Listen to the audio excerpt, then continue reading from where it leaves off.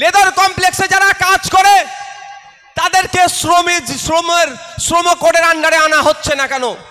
আমাদের প্রশ্ন করতে হবে, লেদার কমপ্লেক্সে যারা কাজ করছে তাদেরকে লেবারের যে সমস্ত গাইডলাইন আছে সেটা মেনটেন করানো হচ্ছে না কেন? আমাদের প্রশ্ন করা দরকার। কদিন আগে আপনারা দেখেছিলেন আমাদের এই লেদার কমপ্লেক্সে ম্যানহোলে নেবে কাজ করছিল, দেখেননি ভাই? 3 জন মারা গিয়েছিল, আপনারা জানেন কি? 3 জন মারা গিয়েছিল। তো তারা কেন মারা গিয়েছিল? ম্যানহোলে ঢুকে কাজ করছে। 2013 বা 2016-তে সুপ্রিম কোর্টের অর্ডার আছে ম্যানহোলে নেবিয়ে মানুষকে কাজ করানো যাবে না। যদি খুবই প্রয়োজন হয়, আপনাদের জানিয়ে রাখি, এই অর্ডারটা আছে, তাকে উপেক্ষা করে নেবেছিল। আর আপনি আমি হিন্দু মুসলমান করছি, 3 জন মারা গিয়েছিল, তাদের ধর্মীয় পরিচয় কি জানেন? 2 মুসলিম, 1 হিন্দু। এটাও তো হতে পারে, এটাও তো হতে পারে যে আমার হিন্দু ভাইটা আটকে গিয়েছিল, মুসলিম ভাই দুটো ঢুকে বার করতে গিয়েছিল, বা একটা মুসলিম ভাই ভেতরে ঢুকে আটকে গিয়েছিল, 2 জন, 1 হিন্দু 1 মুসলমান ঢুকে বার করতে গিয়েছিল। এটাই তো হয়েছে। হিন্দু মুসলমান কি তারা দেখেছে? তারা কি দেখেছে? আমি শ্রমিক, আমার শ্রমিক ভাই আটকে গিয়েছে, বার করতে হবে। হিন্দু মুসলমান নির্বিশেষে অন্যর জন্য জান দিয়ে দিল, তাই তো? কেন ওর ভিতরে ঢুকলো? ওই রকম ভাবে ঢুকা তো উচিত নয়। আইন বইয়ের ভিতরে ঢুকলে এটা নিয়ে কি আমরা প্রশ্ন করেছি? আমাদের এই প্রশ্ন করার সময় দেয়নি। আমাদের মাথার মধ্যে হিন্দু মুসলমান ঢুকিয়ে দিয়েছে, আমাদের মাথার মধ্যে ধর্মীয় বিভাজন ঢুকিয়ে দিয়েছে। আমাদের প্রশ্ন করা দরকার ছিল পশ্চিম বাংলার লেবার মিনিস্টারকে, যে যেখানে সুপ্রিম কোর্ট বলে দিয়েছে ম্যানহোলের মধ্যে এই ধরনের মানুষকে ঢুকানো যাবে না, কেন ঢুকলো? আর যদি ঢুকতে হয় ফুললি তাকে সেফটি করে তার ইকুইপমেন্ট লাগিয়ে গ্যাস ট্যাস লাগিয়ে ঢুকাতে হবে। তাছাড়া ঢুকলো কেন? যারা ঢুকিয়েছে যে কোম্পানি, তাদের বিরুদ্ধে কি ব্যবস্থা নিচ্ছে এটা কি আমরা প্রশ্ন করেছি? আমাদেরকে প্রশ্ন করার সুযোগ দিচ্ছে না মিডিয়ার মাধ্যমে। আর কিছু রাজনৈতিক নেতারা এমনভাবে আমাদের মাথা খেয়ে রেখেছে যে আমরা আসল মুদ্দাতে, আসল বিষয়ে না প্রশ্ন করে সাবজেক্ট ছেড়ে অবজেক্টে চলে যাচ্ছি। ভাই কাশ্মীরে আজকে আপনারা দেখেন, কাশ্মীরের পেহেলগাঁওতে যেভাবে বর্বরচিত সন্ত্রাসবাদী হামলা হয়েছে তার প্রতিবাদে, এবং সাথে সাথে যারা হামলায় শহীদ হয়েছে তাদের স্মৃতিতে আমরা আজকে রক্তদান শিবির করছি। কিন্তু প্রশ্ন আপনাকে আমাকে করতে হবে, প্রশ্নটা হওয়া দরকার ছিল দেশের প্রধানমন্ত্রীকে, প্রশ্নটা করার দরকার ছিল মোদিজিকে, প্রশ্নটা করার দরকার ছিল অমিত শাহজিকে, প্রশ্নটা করার দরকার ছিল ডিফেন্স মিনিস্টার রাজনাথ সিং সাহেবকে। কিন্তু দুর্ভাগ্য, আমরা প্রশ্ন করছি আমার পাড়ার চায়ের দোকান আছে যে তাকে, আমরা প্রশ্ন করছি ফলের দোকানদারের সামনে গিয়ে, আমরা প্রশ্ন করছি রং মিস্ত্রিকে গিয়ে। কেন জঙ্গি আক্রমণ হলো? বুঝতে পারছেন? ওই রং মিস্ত্রি বলতে পারবে কেন জঙ্গি আক্রমণ হলো? ওই যিনি ভ্যান চালায় তিনি বলতে পারবে? মালদাতে 2 মানুষকে খুন করেছে, যারা খুন করেছে ঠান্ডা মাথায় তারা রাস্তা অবরোধ করেছে। আবার ভাবতে পেরেছেন? যারা খুন করলো তারাই রাস্তা অবরোধ করেছে, পুলিশকে হুমকি দিচ্ছে খুনিদের না ধরলে এই করব সেই করব। মানুষ অবাক। 2 মানুষকে খুন করে সাম্প্রদায়িক টান নেওয়ার চেষ্টা করছে। খুন হয়েছে আমার 2 হিন্দু সমাজের ভাই, 2 হিন্দু সমাজের মানুষকে খুন করিয়ে কারা ধরা পড়েছে? আবার হিন্দু সমাজের ভাই। কিন্তু ওটা দেখানোর চেষ্টা করছিল যে হিন্দু খুন হয়েছে, মুসলমান খুন করেছে। এই রকম ভাবে সমাজের মধ্যে বিশৃঙ্খলা করার চেষ্টা করছে। কিন্তু যারা অ্যারেস্ট হয়েছে তারা কোনো মুসলিম সম্প্রদায়ের নয়, তারাও হিন্দু সমাজের। কিন্তু এই খুনটাকে দেখিয়ে সমাজের মধ্যে বিষ ছড়িয়ে দেওয়ার চেষ্টা করছে, সাম্প্রদায়িকতার বিষ ছড়িয়ে দেওয়ার চেষ্টা করছে। আমরা ওরা করার চেষ্টা করছে, সমাজে হিন্দু মুসলমানের বিভাজন করার চেষ্টা করছে। এটার থেকে আমাদেরকে সজাগ থাকতে হবে, আমাদেরকে চোখ কান খুলে রাখতে হবে, আমাদেরকে প্রশ্ন করতে হবে। ওই মিডিয়ার বুলি আমরা শুনে, 1 শ্রেণীর মিডিয়া আমাদের মধ্যে বিভেদ তৈরি করার চেষ্টা করছে।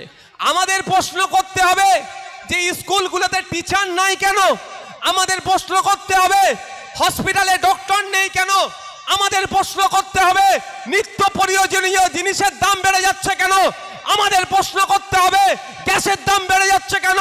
আমাদের প্রশ্ন করতে হবে পেট্রোল ডিজেলের দাম বেড়ে যাচ্ছে কেন? আমাদের প্রশ্ন করতে হবে কাশ্মীরের জঙ্গিগুলো কোথা থেকে আসলো? আমাদের প্রশ্ন করতে হবে ওখানে সেনা ছিল না কেন? তার পরিবর্তে আমরা কি করছি? কটা হিন্দু মরেছে, কটা মুসলমান মরেছে সেইটা গুনছি আমরা। আমাদের দুর্ভাগ্য এটা। আমাদের প্রশ্ন করা দরকার ছিল। এখন ব্যাজ উত্তরে দিয়ে সম্মাননা জানানো হচ্ছে মাওলানা রেজাউল ইসলাম মহাশয়কে।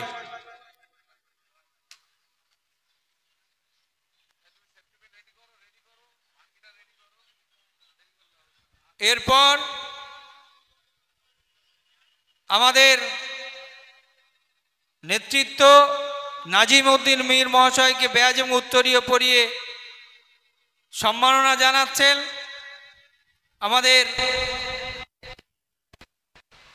মাকসুম মোল্লা মহাশয়।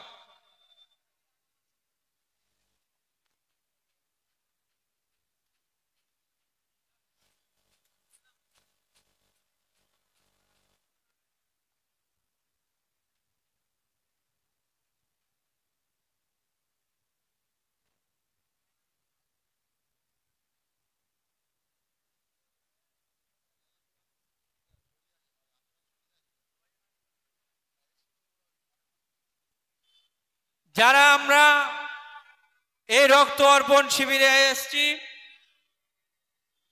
রক্ত দেওয়ার জন্য, রক্ত দান করার জন্য, আপনারা দ্রুত আসুন। আপনাদের নাম লিখিয়ে আপনার ডাক্তারবাবুর পরামর্শ নিয়ে আপনার রক্ত অর্পণ করুন।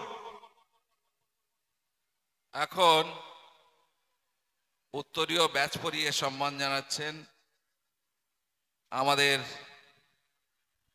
নাজিম উদ্দিন ভাই, আমাদের রাজ্য কমিটির অন্যতম নেতৃত্ব শাহাবুদ্দিন সিরাজি মহাশয়কে।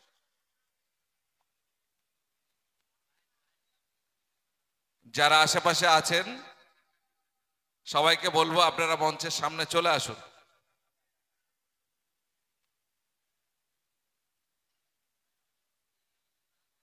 অতিরিক্ত গরম, তার মধ্যেও আমরা এই ধরনের একটা অনুষ্ঠান করছি। যারা এই অনুষ্ঠানে রক্ত দিচ্ছেন তাদেরকে আন্তরিক ভালোবাসা, শুভেচ্ছা, অভিনন্দন জানাই এবং যারা এখানে হাজির হয়েছেন তাদেরকেও ধন্যবাদ জানাই। আপনারা আশেপাশে যারা আছেন তারা মঞ্চের সামনে চলে আসেন।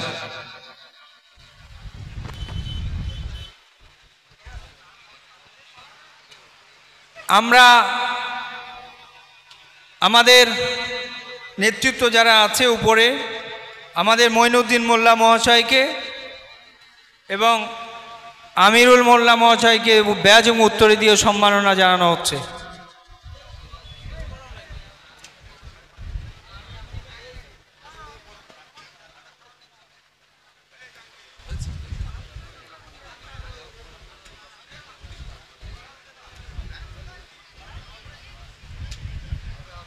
এখন যে রক্তদান রক্ত অর্পণ শিবির যেটা চলছে, যারা রক্ত দেওয়ার জন্য আপনারা আসছেন, আপনারা আমাদের মঞ্চের বাম দিকে নাম লেখানো হচ্ছে, আপনারা নাম লেখান এবং আপনাদের রক্ত আপনারা দান করুন। ডাক্তারবাবুরা আছেন, তাদের পরামর্শ নিয়ে আপনারা আপনাদের মূল্যবান রক্ত আপনারা দান করবেন। রক্তদানের মাধ্যম দিয়ে